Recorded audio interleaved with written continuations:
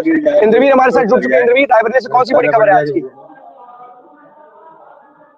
देखिए अखंड, अगर बात करें रायबरेली की तो रायबरेली ही नहीं, मैं बात करूंगा उत्तर प्रदेश की, क्योंकि जिस तरीके से महाकुंभ की तैयारी में उत्तर प्रदेश सरकार लगी हुई है, वहीं पे रायबरेली के परिवहन विभाग जो रोडवेज की है, वहीं पे अभी क्या हुआ था, लगभग जो है 15 दिन पहले परिवहन विभाग ने यहाँ पे 325 चालक परिचालकों के अकाउंट में 1800 रुपए डाले थे। और कुंभ के लिए उन्होंने एक जो यहाँ पे जो परिवहन की जो डीपो की बसें रहेंगी थी, उनकी ड्यूटी लगी हुई है कुंभ के लिए रायबरेली टू प्रयागराज।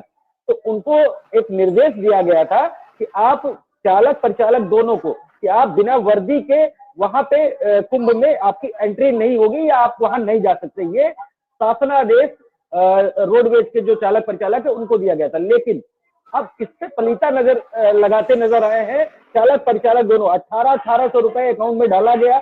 और पहले तो अखंड ये बड़ी बात है कि जब सरकार से आप अपनी कुछ डिमांडें रखते हैं, कुछ बात रखते हैं, और जब सरकार नहीं मानती तो आप उन पर धरना प्रदर्शन, हम ये कर देंगे, हम वो कर देंगे।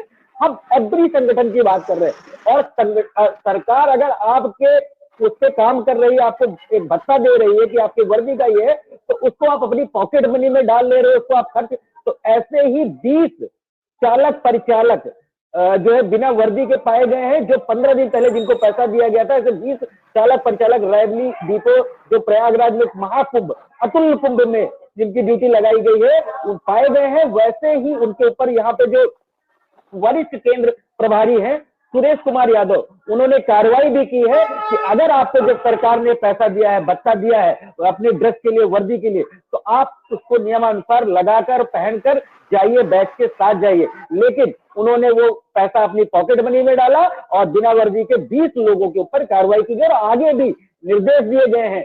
325 जो चालक परिचालकों की ड्यूटी लगाई गई इस 2 महीने कुंभ में, जो 13 जनवरी से लेकर 26 फरवरी तक चलेगा।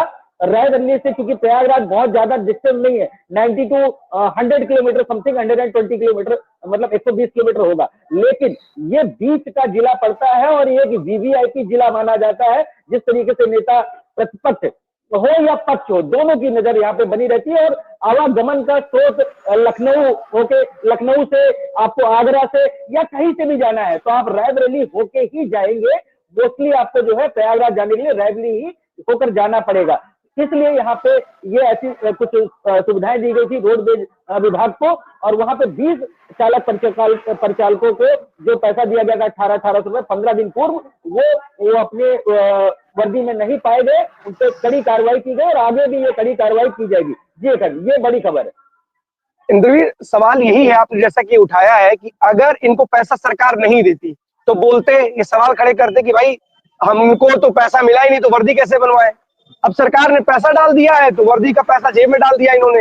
अरे जेब में डालिए, कोई बात नहीं है, लेकिन जिस मद में जो पैसा है उसको कम से कम खर्च तो कर दीजिए। आप ही के लाभ की बात है। और सरकार ने अगर आपकी बात आप अपने पैसे से बनवाते तो समझ में आता। सरकार ने जब आपको उस मद के लिए पैसा दिया तो कम से कम क्यों नहीं आप बनवा रहे हो अपनी वर्दी। और कार्रवाई तो होगी, बिल्कुल कार्रवाई होगी। कार्रवाई क्यों नहीं होगी भाई? अखंड बात वो नहीं है, बात ये है, यही सब मुद्दे आज वर्दी का भत्ता हो, चाहे वो रोडवेज विभाग हो, चाहे वो संविदा कर्मी हो, चाहे वो पुलिस विभाग हो, कोई भी विभाग हो, चाहे वो टीचिंग विभाग हो, किसी तरीके का कोई भी भत्ता गवर्नमेंट अगर सैंक्शन नहीं करती है तो यही मुद्दे जो है चुनाव में उभर के सामने आते हैं कि गवर्नमेंट ने ये नहीं किया। अब बात करें अगर अखंड, जैसे मैं छोटी सी एक एग्जांपल लेना चाहूँ, उज्ज्वला योजना है और राशन वितरित की योजना है। क्या जितने लोगों को राशन मिलता है ये जमीनी स्तर पे, क्या उतने लोग को वो राशन वो यूज करते हैं, ये एक अलग बात का विषय होगा। लेकिन हम बात करते हैं ये मुद्दे चुनाव में उभर के सामने आते हैं। और जब गवर्नमेंट आपको दे रही है तो क्या वो यूटिलाइज सही जगह पे हो रहा है या होना चाहिए जहाँ पे वो वहां पे आप कर रहे हो, ये बड़ा सवाल है। इसके ऊपर कोई बोलने को तैयार नहीं होता।